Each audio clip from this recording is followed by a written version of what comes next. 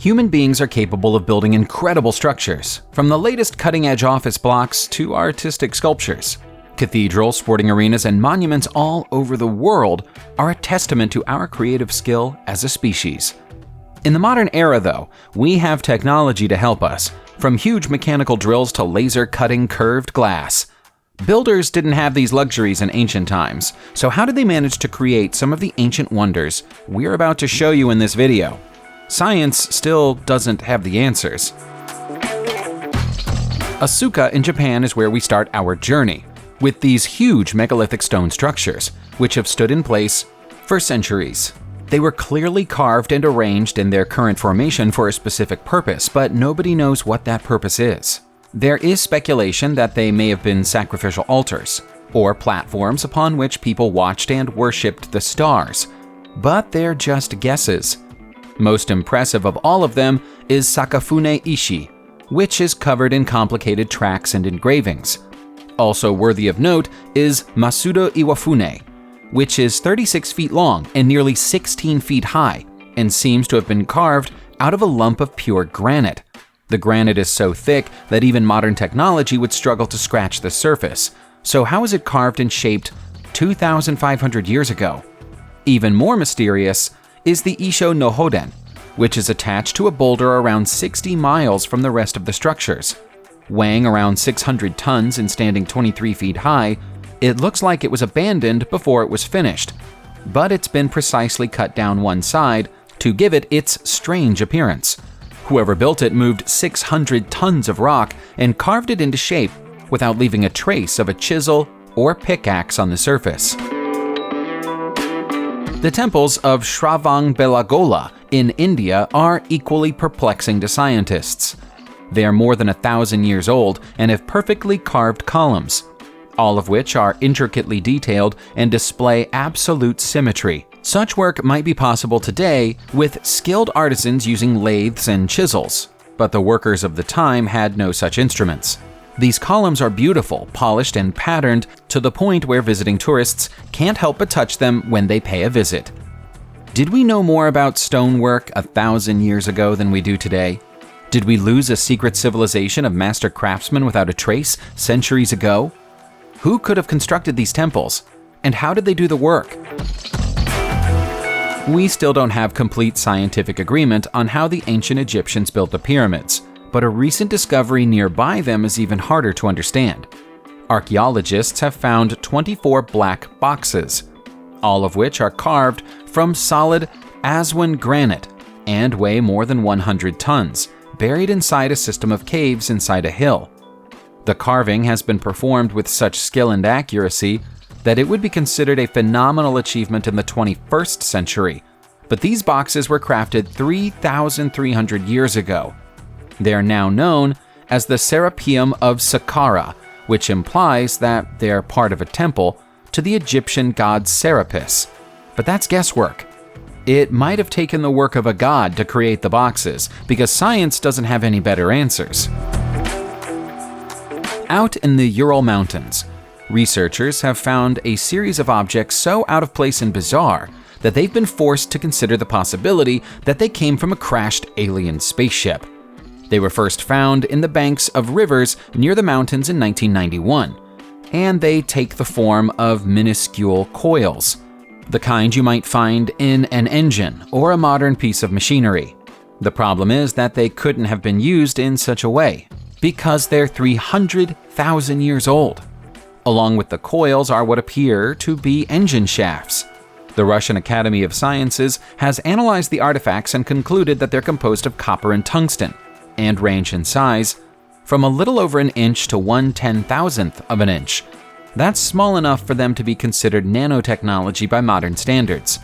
The objects were buried 40 feet below the surface of the river, with the geology of the rocks around them confirming their age, so they weren't put there recently.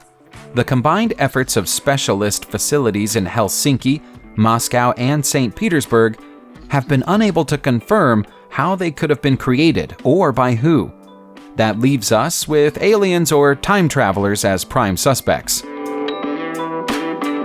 Things are supposed to get bigger and better with technology, so you probably expect that the record for largest granite block ever carved by humans to be broken every year.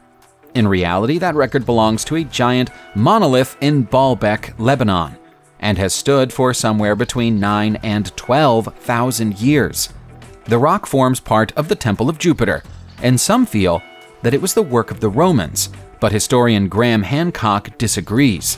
He feels the stones are the work of a lost civilization, and the Romans simply built the temple on top of them. Weighing over 1,000 tons each, it's impossible to imagine how any civilization of that era could have accurately cut them and then moved them into place. A rejected stone that was left back at the nearby quarry after being cut is even larger than the ones used in the foundation, with a total weight of 1,650 tons.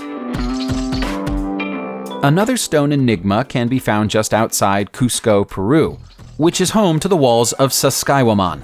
The huge walls are made of dry stone and precisely cut, so they fit together with no adhesive.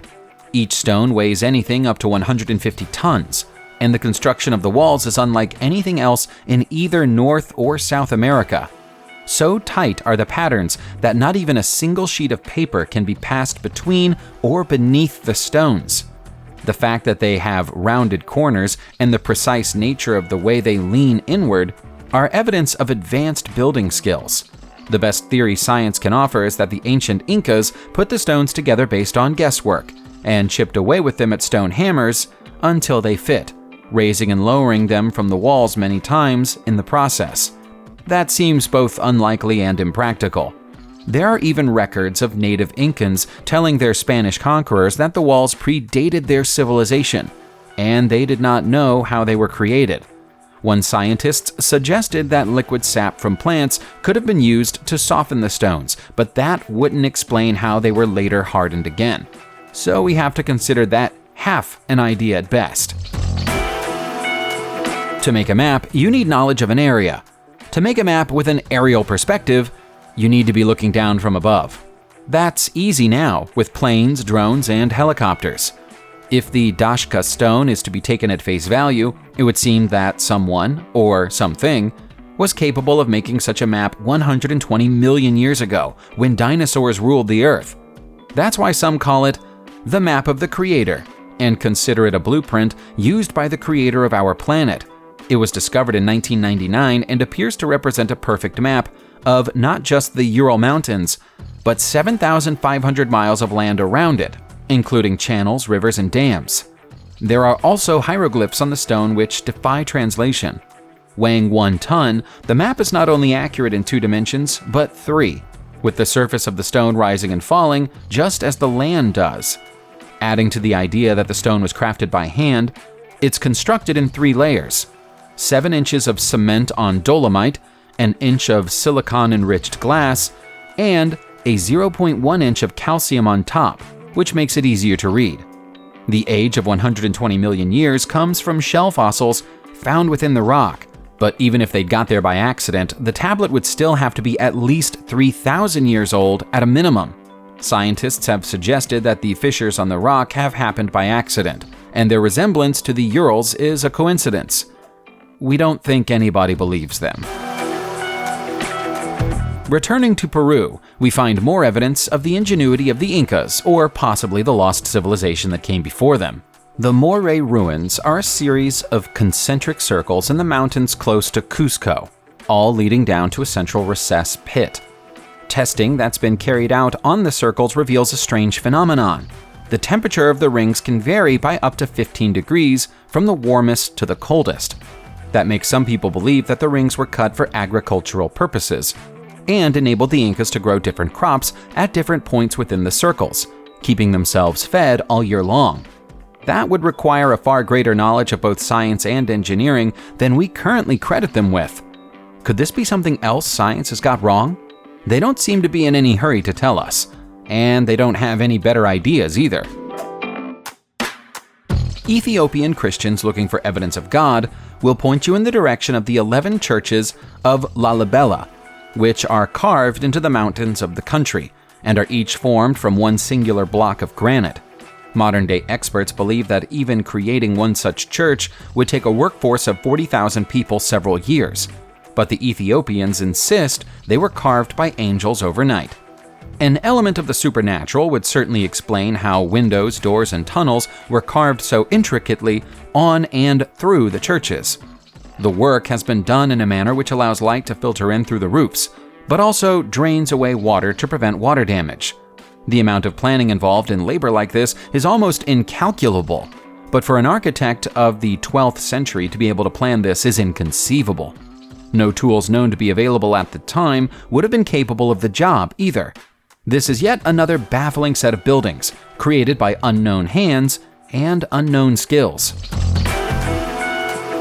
Rumors of ancient human-made caves in Longyao, China, had persisted for centuries, being passed down from generation to generation until one man named Wu Anai decided to put the rumors to the test in 1992. He bought a mechanical water pump and drained the pond in the local village, expecting to find nothing. Instead, he found out that what everyone thought was a pond was just one of 24 vast secret caves that had been hiding below Longyao since at least 2,500 years ago. The caves are more like caverns, 100 feet deep and covered in hand-carved lines and symbols which nobody has been able to translate. No known historical text contains any record of their construction, or any note of what they were used for. There's evidence of chisel work around the finer points of the carvings, but if chisels were used to create the caves, then thousands of people must have been involved. Why has nobody ever made a note of them? Who could have done this in the days before the Qing dynasty? Of all the ancient cities in the world that are still standing, only one was ever built on a coral reef, and that's Nan Madol in Micronesia. The intelligent design features stone and coral construction work on platforms, which sit on artificial islands, all connected by water channels and defended by an outer seawall. It would be a cutting-edge design for a city of the future, but it's from the distant past. We don't know quite when in the past it may have happened, though. Estimates range from the year 500 to 1100. Nan Madol is so mysterious that no record exists of how, when, or why it was built, or by who. Building a city on top of coral reef wasn't an easy or logical process, so it must have had some kind of special meaning, but it's been lost to time. There's also no native stone nearby to assist with the construction, so it must have been brought in from elsewhere and maneuvered into place without any levers, pulleys, or metal tools. With the rocks weighing as much as 50 tons each, how could that have been possible at the time? You guessed it, science doesn't know. Over in Laos, we have the Plain of Jars, fields of huge stone jar shapes scattered across the land across the northern mountains of the country. They were first discovered during the 1930s, but they date back to the Iron Age, making them more than 2,000 years old. There are over 3,000 jars in total, each weighing well over a ton and standing up to 10 feet high. The presence of lip rims suggested they once had lids, which have since rotted away. The legend that local people tell about them is that giants once lived upon this land and used the jars to store their rice wine. Scientists do believe they might have an idea of the right answer this time, though. They believe the jars were used as part of funeral ceremonies. Even if that's correct, they still can't give a satisfactory answer as to how the people of 500 BC would be able to create them in the first place. South America is rich with ruins and ancient curiosities, but the most staggering of them all is to be found in Bolivia's Pumapunku, near Tiwanaku. It's a site that predates even the Incas. The Incas loved it after they arrived here, though. They believed that it was so beautiful that Pumapunku was the place where all human life was created and then sent out into the world. It's easy to see why. The perfectly carved and intersecting stones and bricks are works of precision, but have no chisel marks or other indications of human carving. What human hands could have worked so delicately without leaving a trace of the labor? The temples feature irrigation systems to deal with the runoff of rainwater and boreholes in the rock that are so smooth they appear to have been drilled. But such feats were way beyond the capabilities of what we know of humankind when the site was built 3,000 years ago. Even after all these years, it is impossible even to drive the point of a needle between the perfectly secured stones. You can't even say that of most structures built in the present day. Who lived before the Incas and had such mastery of masonry? We're still looking for answers. Subscribe to the channel and turn on notifications, and you will be the first to know when a new video comes out. Thank you for watching, and see you soon.